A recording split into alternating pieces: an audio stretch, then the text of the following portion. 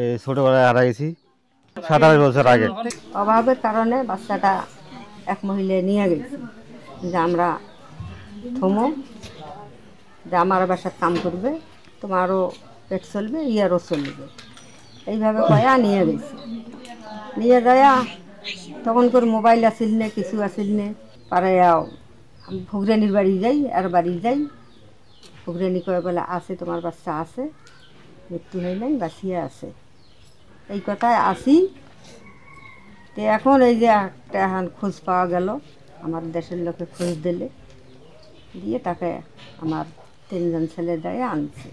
ওটা পায়া আমার তো সব খুশি হয়ে গেছি। সাইফুল আমার ছোট দেবর হয়। আমি যখন এই বাড়িতে আসি আমার শাশুড়ির কাছে শুনি সাইফুলের বয়স যখন 10 বছর, তখন এক মহিলা ওকে দোকানে রাখার জন্যে নিয়ে যায়। নিয়ে যাওয়ার পর সে হারিয়ে গেছে। আজ 27-28 বছর পর তাকে আমরা ফেরত পাইছি এক লোকের সন্ধানে। আল্লাহ তার হায়াত দারাজ করুক। ওই লোক আমার স্বামীকে সন্ধান দেওয়ার পর সাইফুলের বড় ভাই মাহফুজুর রহমান, সে তাকে যা চট্টগ্রামের থেকে নিয়ে আসার পর এই এলাকাটা এতই যে আনন্দিত, যেন একটা নবজাত শিশু জন্মগ্রহণ করে এইরকম আনন্দ কেউ হয় না। এই আসার পর থেকেই এলাকাবাসীরা সবাই আনন্দিত। এই ছোটবেলায় হারা গেছি 27 বছর আগে।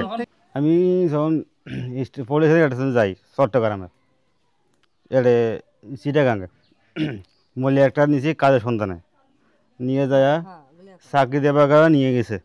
এই যে চাকরি দেবো, ওই যে দোকানে চাকরি দেবো দিয়ে নিয়ে গেছে।